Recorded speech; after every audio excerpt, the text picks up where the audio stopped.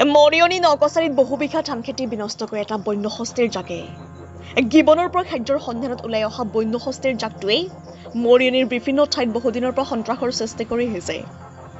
বন্য হস্তীৰ আক্ৰমণত বহুকেইজন পুৰুষ মহিলা মৃত্যুমুখত পৰা বাতৰিও সম্প্ৰচাৰ হৈছে।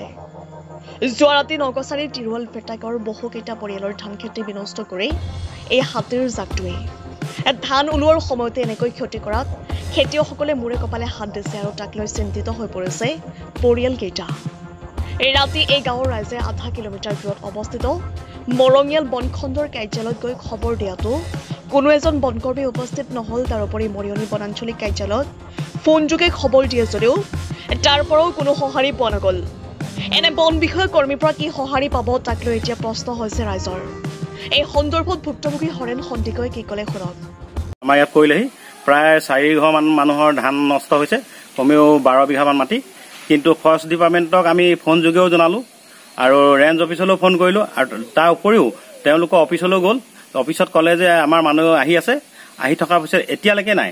ৰাতি 2টা বজাৰ পৰা ইয়াত হাতীয়ে উপদ্ৰৱ কৰি থাকিলে, তেওঁলোকক ফোন কৰিলোঁ। ফোন কৰাৰ পিছত নিজেও মানুহ গ'ল আমাৰ গাঁৱৰ পৰা, তথাপিতো তেওঁলোক আজি খবৰ নাই এতিয়ালৈকে। তেওঁ ক'লে যে মৰিয়নিৰ পৰা আহি আছে, আহি পিনি আমাৰ তোমালোকৰ তালৈ আহিব, এতিয়া প্ৰায় মৰিয়নি পালেহি বুলি ক'লে।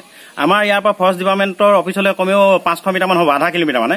তেওঁলোকে খোজকাঢ়ি আহিব পাৰে আৰু তেওঁলোক সকলো নাহিলেও কোনোবা এজনে যদি টৰ্চ এটা লৈ পিনিও আহিলেহেঁতেন, আমাক যদি ক'লেহেঁতেন যে আমাৰ ষ্টাফ নাই, আপোনালোকে অলপ ধৈৰ্য ধৰক, তেওঁলোক আহি আছে, তেতিয়াও আমি ভাল পালোহেঁতেন। কিন্তু বাৰে বাৰে ফোন কৰাৰ পিছতো তেওঁলোকে আহিবলৈ নাহিলে আৰু মানুহে মাতিবলৈ যাওঁতেও নাহিলে। কিন্তু তেওঁলোকে যেতিয়া বালি গাড়ী, কুন্দা গাড়ী, কাঠৰ ব্যৱসায়িক সেইবিলাক যদি ৰাতি কিবা খবৰ পায় তেতিয়াহ'লে তেওঁ টোপনি ভাগি যায়। কিন্তু আমি এতিয়া বিপদত পৰা সময়ত আমি যেতিয়া মাতিছোঁ তেওঁলোকে আহিবলৈ নাহিলে আৰু এতিয়ালৈকে অহা নাই। এতিয়া কমেও আমি গোটেই ৰাতিটো টোপনি ক্ষতি কৰিলোঁ। তেওঁলোকক আমি বাৰে বাৰে কোৱাৰ পিছতো নাহিলে, ফোন কৰিছোঁ, মানুহ গৈছে, তাৰ পিছতো অহা নাই, এতিয়ালৈকে খবৰ ল'বলৈও অহা নাই। তেওঁলোক বাৰে বাৰে এতিয়া ৰাতিপুৱা হাতীকেইটা গৈছে, ৰাতিপুৱা হাতী গৈ হয়তো এতিয়ালৈকে ৰিজাৰ্ভত সোমোৱাগেই নাই। এতিয়া আমাৰ গাঁৱত গৈ একদম দিহিঙা গাঁৱত ওলাইছে, আমাৰ এই তিৰুৱাল ভেটা গাঁও, দেবাৰপাৰ চাৰিআলিৰ কাষতে এই অকণমান আধা কিলোমিটাৰ দূৰ হয়। তেওঁলোকক আহিবলৈ সময় নোলালে এতিয়ালৈকে। কোনো গাড়ী মটৰ নালাগে, ইয়াত খোজকাঢ়ি আহিব পাৰে টৰ্চটো লৈ, কিন্তু তেওঁলোকে নাহিলে। গতিকে আমি আমাৰ এতিয়া উচিত ক্ষতিপূৰণ দিব লাগে তেওঁলোকে।